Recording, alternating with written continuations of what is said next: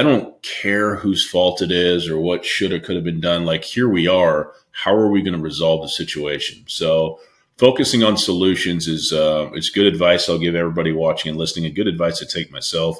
At the end of the day, we need to fix the problem and keep moving forward. So that's the way I'm wired.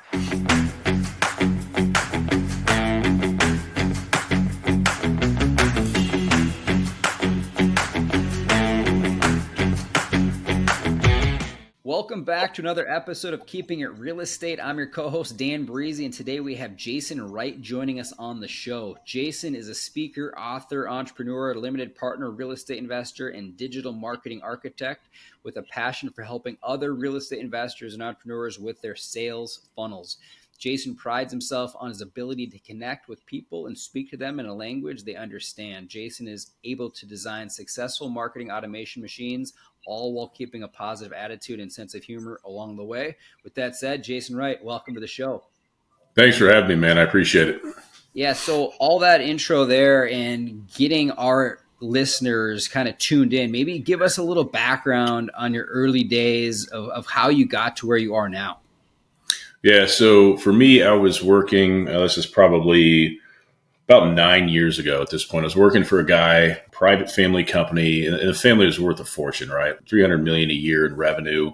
And I knew the father and the sons kind of that ran everything. And they were all right. They were nice guys, but not like smarter than you and I. And there was nothing special. And I just remember going, God, I'm tired of working for other people. Like, I'm just tired of commuting. I'm tired of waking up early. I don't like waking up early. And that sounds like I'm being a baby, but it genuinely pisses me off. I don't like getting up early. I'm a night owl. I love being up late and getting my day started later. It works well for me. So I was like, surely I can figure something out. I can work from home remotely and pay my bills. Like, that's where I began. If I can just do that, I'll be happy. Long story short, I quit corporate America. About 2 months later, I ran out of money, had to go crawling back. And the amount of people that were happy about that, it's so weird. I told you couldn't do that, and all this like weird stuff. So we went back to corporate America. I started this business, Intentionally Inspirational. Back then, I was like, I don't know what that means. I have no idea what I'm doing, but I know it will change my life. I was very certain of that. And what I was doing is I was blogging about quitting the 9 to 5, but I struggled with, am I an imposter? Because I haven't successfully done it yet. So I started learning some marketing to get that blog, that message out there in front of more people. And Upwork is a site that I discovered and started to make a little money writing copy and freelancing. And then I started seeing more opportunity for marketing. So I basically was freelancing on the side. I never knew if I was going to get, jobs month to month, but I kept getting them. And after a while, I was back in corporate about 18 months. My wife's like, this is never going to end. So we never see you because you're either the mortgage company or working on your business.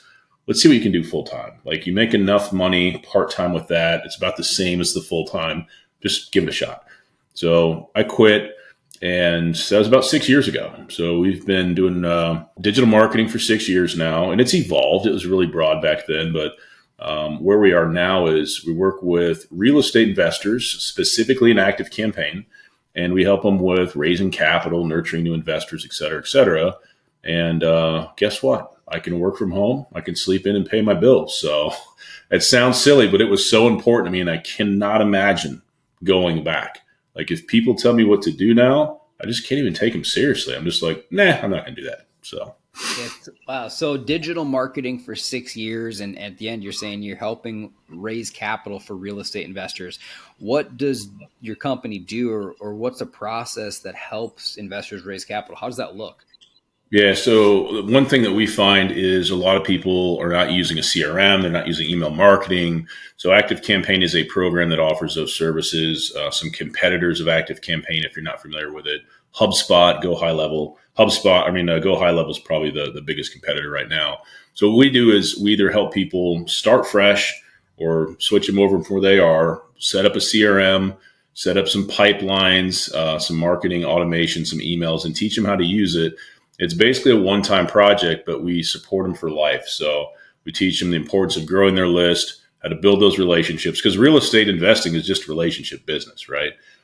You may get strangers that will invest with you right away, but it's much easier for somebody that knows you, likes you, trusts you to go, hey, Dan, what are you into these days, right? I've got a 1031 and you put some money somewhere. What are you doing? And it's more people want to invest alongside of you than you trying to sell them on the idea of investing. So we help with that, but it's platform specific and it's a very narrow niche that I like to think we created. And it's introduced me to the world of real estate investing myself. So out of all those relationships, we've become passive investors ourselves. And we are also trying to raise money now as well. So. Gotcha. When you're talking right now, it's a little bit hard for me to understand with the terms you're using. So Sure. let's just say, is it a firm that's looking to hire you guys? Is it someone who's done their first general partnership deal and it's their first capital raise, or when's the ideal time to approach a company like yours? Yeah, it's a good question. So some people we work with are like, hey, last Friday I was a surgeon. I quit my job and I want to raise capital full time. And I'm like, hope you understand how that works. You're going to need to raise a lot of money if those acquisition fees are going to pay you. So we get some people that are brand new. We've worked with people that have over $1 billion in assets under management, a lot of people in between. Typically, and I'll explain this to you, I teach the sales funnel in 3 simple pieces. Okay. The first piece is traffic. So that's getting attention online or offline, directing it somewhere online. So traffic's going to be like social media, podcasting like this, in-person networking. All these things are a way to get attention. The second piece is what we call the front end. That's web pages, landing pages, basically places online that people can go to. And then once people join an email list, whether it's through an invest form or a contact form, they go into what I call the back end of the funnel. So we help clients in the back end of their funnel. What happens after they join your email list? People engage us at different times. The argument I make for what we do is this. If you just focus on social media and you go on LinkedIn and you post and you get connections, what are you going to do with that attention? Right? If people book calls with you, great. Or if they invest with you right away, great. But what about all the people that that don't do that, right? So if you can get them to a website or landing page and then get them to join your list, then you have the opportunity to nurture that relationship over time. Relationships in real life that are good, whether it's friends, family, neighbors, etc., they don't happen in one interaction. It takes time, right? I didn't get married to my wife on the first date. I kind of wanted to, but I waited and got to know her and made sure she wasn't nuts, and she did the same thing with me. And we've been together 21 years. So if you accept what I'm saying and understand that, you can see the value of what we're trying to do. Yeah. So if I heard you, the 3 parts of sales, you said step 1 is get attention. And number 2 is the web pages, landing pages where they join your email list. Then you guys come in and help them after you get people to sign up for your email list. Did I catch that correctly? Yeah, absolutely. So direct response marketing can work, but we're not really focused on that. We're focused on slowing it down, building the relationship. And again, it's not going to happen in one interaction. That's why email automations and stuff have value, because it slows it down and lets people feel it out. So yeah, let's say we're in the real estate business and we're raising capital and we're going through step 1 and step 2 and we're collecting email. What kind of suggestions or plays do you have, or what kind of value do you bring to folks in our position to help develop that relationship? What are some things you'll offer to the client? Yeah, so we really focus on 3 areas from a real high level. The first area is new investor prospects, right? These are the people coming into your list every week, every day, every month. And what most people do, they're like, if I don't have a deal, I don't know what to say. So I'm just going to build this list and I'll let them know once I have a deal. Problem with that is no relationships work that way. If you say hi to a new neighbor, ignore them for 6 months, then go ask them for a favor, they're going to go, who are you? I don't know you. Who are you? So what we do is we say, hey, when in doubt, talk to them, just like people in real life. So we set up a pipeline, which is a customer journey, and we try to educate them, get them kind of into our world, try to get them on a call. If you get them on a call, we walk through other steps, getting them signed up for the portal, et cetera. So there's a new investor prospect pipeline and affiliated automations focused on building new relationships, right? It never turns off. It's not deal specific. The next couple of pipelines are focused on raises. So if you do syndications or you do funds, depending on if you use live or pre-recorded webinars, we have a suggestion for either of those. But that's really nice because you can announce your deal, push them to a webinar or pre-recorded webinar, nurture them to soft commit, nurture them for wiring money and paperwork as well. And it makes it very visual and very powerful to supplement what people are already doing. And the final piece is about current investor engagement. So whether you're, wanting to reach out to your VIPs, people who invest and who've wanted to once a quarter, once every 6 months, whatever you want, we have an automated system to just help you remind you to take care of those people that take care of you. So from a really high level, that's the value we offer. Our team that's client facing is based in the US. So everybody you're talking to knows this industry. We got a lot of experience with this, and we support you for life. You're going to have questions 3 months after you work with us, 6 months and years later. And having people that know what's going on to help you with the direction and the guidance is just very valuable. Got it. So at the end of the day, when folks are looking to further develop relationships, that's where they'd come to you to get guidance on how to develop the relationships at a deeper level. So when it comes time to raise capital, the trust is there. So folks are ready to invest. Absolutely. And we give you a really nice clean ball of clay. We use AI and a process to help write your emails, and they're not going to be perfect, but they're going to save you a ton of time. And then what we encourage you to do is like, hey, you can tweak this stuff to make it your own, and we can show you how to do that. But everybody ends up with their own unique CRM and flow and copy, and it's a really nice thing. And we've actually revised it 7 times in the last two and a half years or so. So we're on version 7 for 2024. I love creating offers. I love getting feedback from my clients and going, what am I missing? What other things does the market need that we're not offering or nobody's offering? And it just keeps getting better for that reason. So I love it, man. I think you could say I'm a journey entrepreneur. I love the journey of it for sure. The name Intentionally Inspirational, can you give some feedback on how did that name come to be, or how did you choose that name? What happened there? Yeah, so it's kind of funny. If I back up a little bit, the very, very beginning, we came up with Gray Fox Business Solutions. My street at the time was Gray Fox Drive. And then I was asleep one night and I woke up out of a dead sleep, and the name Intentionally Inspirational was in my mind, to the front of my thoughts. And I didn't know what it meant, but I knew it would change my life. So it's just a DBA. And it's actually Gray Fox Business Ventures now, DBA. So it's really the brand that everybody knows us as. But originally, I thought I was going to be a motivational speaker about quitting the 9-to-5 and that type of stuff. Realized I didn't really have anything to talk about. I didn't feel like I had accomplished anything as an entrepreneur, so I felt like a fraud, so I didn't speak. And nobody wanted me to speak because what would I speak about, right? So it's funny, a few years have gone by since then, obviously. And, last year I spoke on 3 or 4 stages in the industry. I've spoken at Raise Fest and MF and Con, and I spoke at Lone Star Capital's event 2 years ago. And I've got to do that, right? And I'm a guy that gets very passionate about entrepreneurship and the journey. So that Intentionally Inspirational comes out a bit when I get a chance to talk about what I love. Cool. So you're also a real estate investor, if I heard that correctly, on our talk before we started investing. What are you buying? Give us a little background on what you've done in real estate personally. Yeah, so as a passive investor, we're in a multifamily unit in Chattanooga, 121 doors, been about 18 months, about to buy into TechVestor, short-term rental fund as well. I like diversification. I like those asset classes. I like self-storage too, but I have not invested in it yet.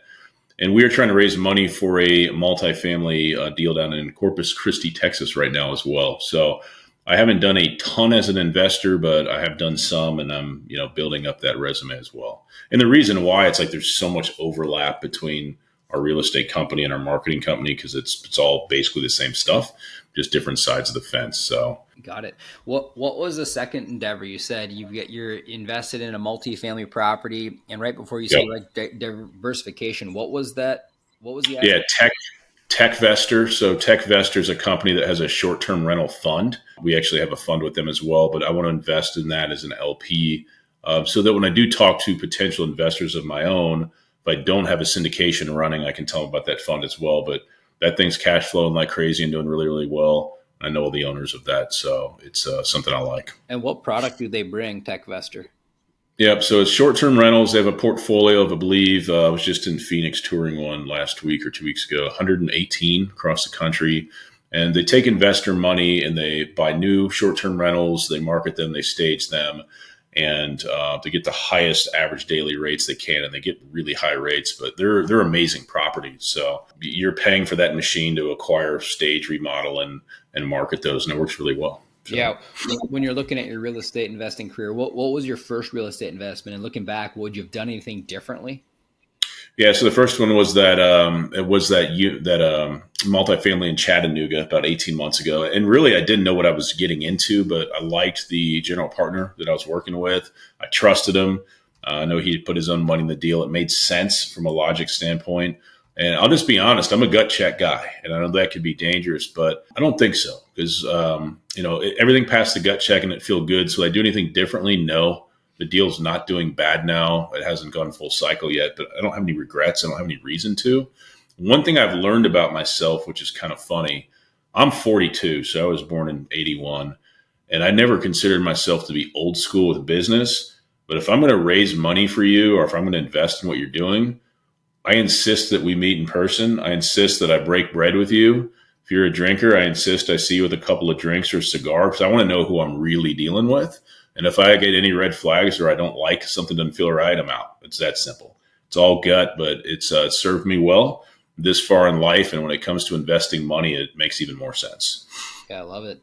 How do you identify, a promising real estate investment opportunity? I mean, was it simply the gentleman you believed and trust the guy? I mean, that's number one sign of what I'm looking for when I'm looking to invest in a real estate opportunity is, do I know I can trust this general partner? But is there anything else that are key factors you're looking for when you're looking to identify a great deal?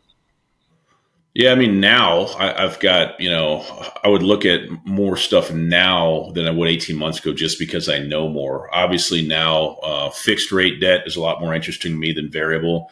My tolerance for risk is I have some, but it's not extreme, right? I'm not 20, I'm not 18. So I want to see fixed rate debt. I want to know, obviously, job growth in the area. I want to invest in red states because of, rules around tenants and that kind of thing. So it's got to make sense from those standpoints. But obviously, you're going to see your benchmark IRRs and all that kind of stuff, all the numbers. But the numbers are secondary to the gut of the people you're dealing with. And do I like the market? Does it even make sense to me just from a logic and gut standpoint? So those are some things. Yeah, good stuff. When you're looking at a deal that's challenging, or you're in a business environment that's challenging, what have you done to make the situation go away or improve the situation? Anything that comes to mind? I'll say generally, I was just talking to my team about this today. It was just about life, but it's the same about business. I focus on solutions, man. We all find ourselves in precarious scenarios like, I don't know, internet going down, a little pre-conversation, that we were talking about there.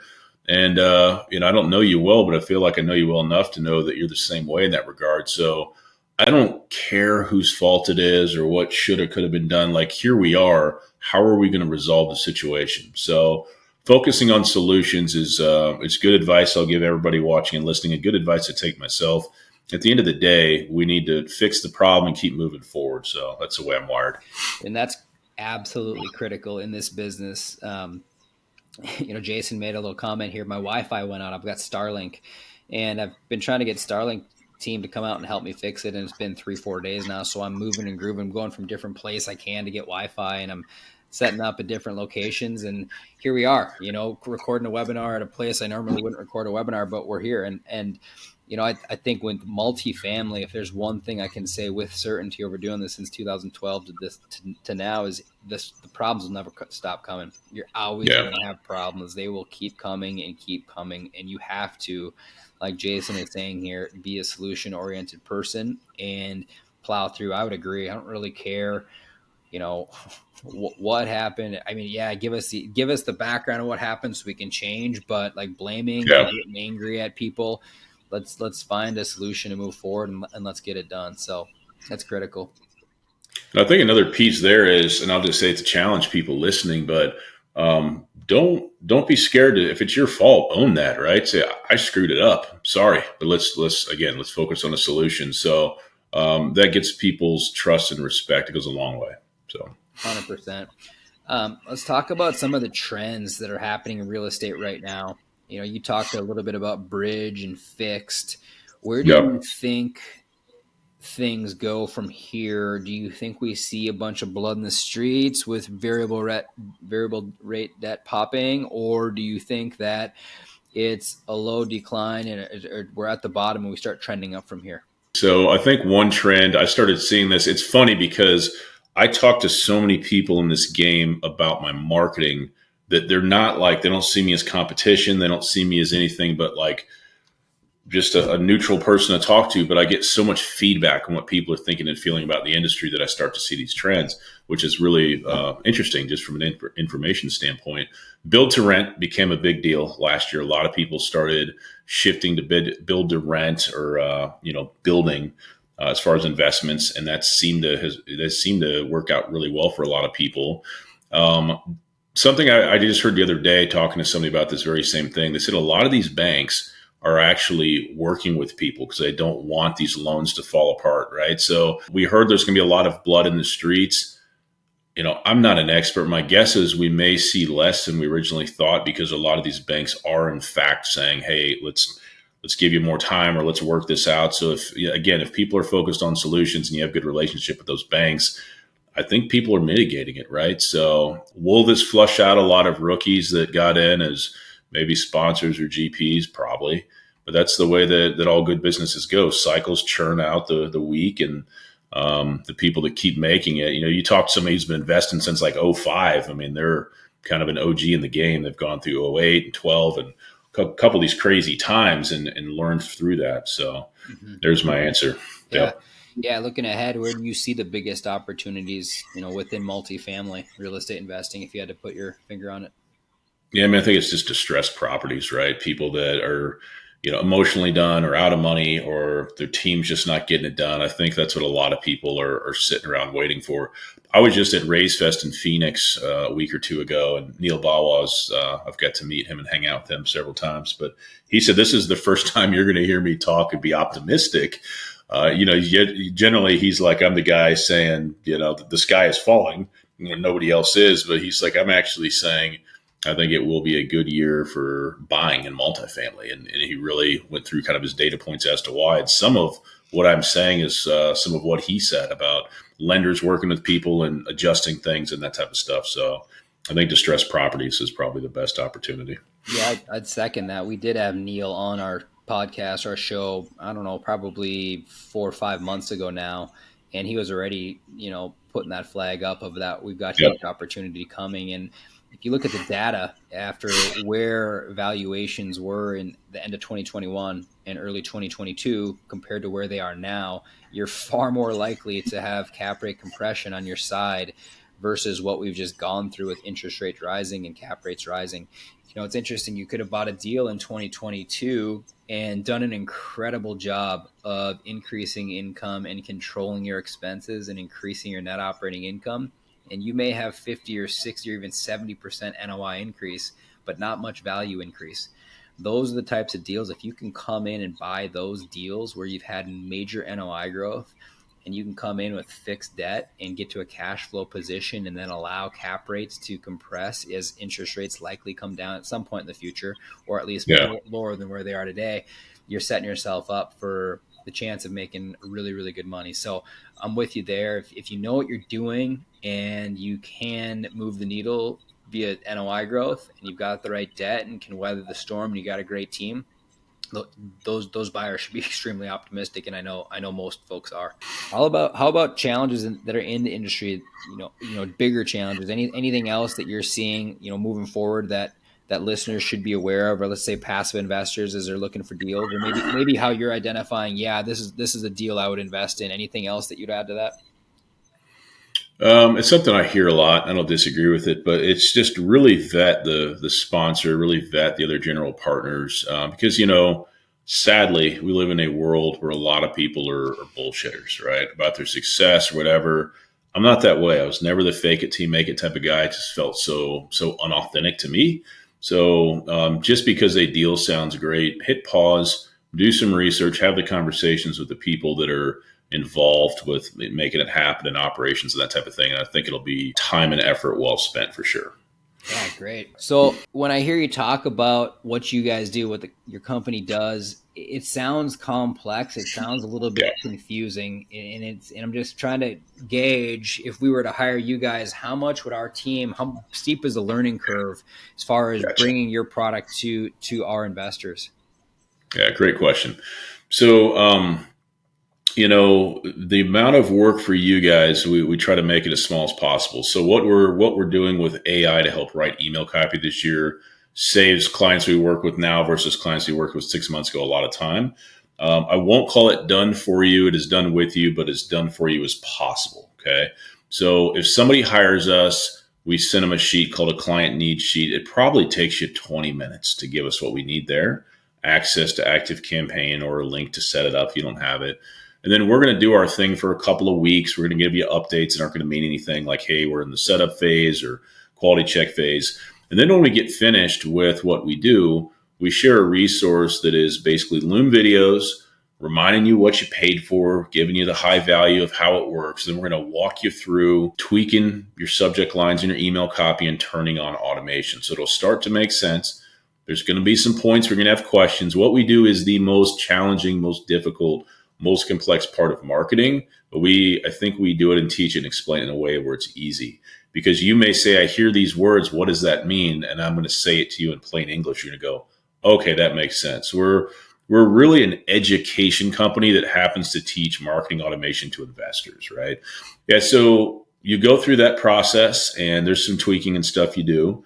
When you do your first raise, reach out to me and we'll hold your hand to get it going. So the amount of work isn't a lot. The learning and wrapping your mind around some of the things is the biggest challenge. But once you've got it, you have that light bulb moment, a lot of it's set it and forget it, right? A lot of it's done for you. So it'll help out a lot. But we have taken a lot of the work out of it for the client. So that's AI has helped with that a lot. Got it. And just so reference, just so it kind of a high level idea, what would it cost to say we'd hire your company for a year? Is it based off of capital raise? Is it based off of a different tier program of involvement, or how does that look? Yeah, so it's a one-time project. Obviously, you'll have monthly costs for the software stack we use, which isn't high. It's average about $160 a month for the different programs. Our packages range from $500 to $7,500. And because I'm a great marketer, you have opportunities to spend more money with things like Expedited or a program we have called Funnel Management, some different things like that. Our average client spends about $6,800 to $7,000. That's what the data shows over the last 3 or 4 months. And I track that monthly, but it's a great experience. It's a great offer for clients. At the beginning, the investment, you think what you're getting, the system is where the value is at, and it's valuable. But the biggest value you're going to realize is 6 months down the road or further. And it's knowing that you've got Jason and his US-based team to answer your questions, help you work through things mentally as far as strategy and stuff going forward with your marketing automation. So it's really nice to have that team you can talk to and understand and trust. Got it. Great stuff. So before we part ways, I would love just to give our listeners a book recommendation, something that's made maybe a positive impact on you. Do you have any recommendations you could share with our listeners? Yeah, I always go back to one. It's one all of you have heard of and probably read, but Think and Grow Rich. It's a great book because it helps you get your mind in a good place. It helps you remember that the audience that you keep largely dictates your success. And I was talking to somebody the other day about this, and I was like, isn't it funny that when you were getting started with your business, and I think it actually was a capital raiser, that people around you probably were like negative and telling you what you couldn't do. And then once you start putting yourself in the room and you're the broke guy in the room compared to everybody else, you're like, man, all these folks are dreamers. These folks are making things happen. Now I'm in the right room. So the company that you keep is so important on your experience and your longevity in this game for sure. Gosh, that is a powerful book, ladies and gentlemen. If you haven't read it, go get Think and Grow Rich. I chapter 1, Desire. When I read that book, it related, and the title is Think and Grow Rich, but really it could be Create Whatever You Want if you wanted to retitle the book. But Think and Grow Rich is a catchy title. But man, yep. Chapter 1 about desire, I related to it so well when it came to building a snowboarding career. If you don't have a burning desire, it'll be difficult to do much of anything. So thank you so much, Jason, for coming on the show and joining us today. If any of our listeners want to get a hold of you, how could they reach you? Yep. Go to the website, intentionallyinspirational.com. You can check out all the cool stuff we're up to. All right. Thank you so much for tuning in to another episode of Keeping It Real Estate. If you haven't already, make sure to visit our website and fill out the Contact Us form to ensure we can keep you up to date with important real estate news as well as future investment opportunities. Thank you so much, and we'll see you next week on another episode of Keeping It Real Estate.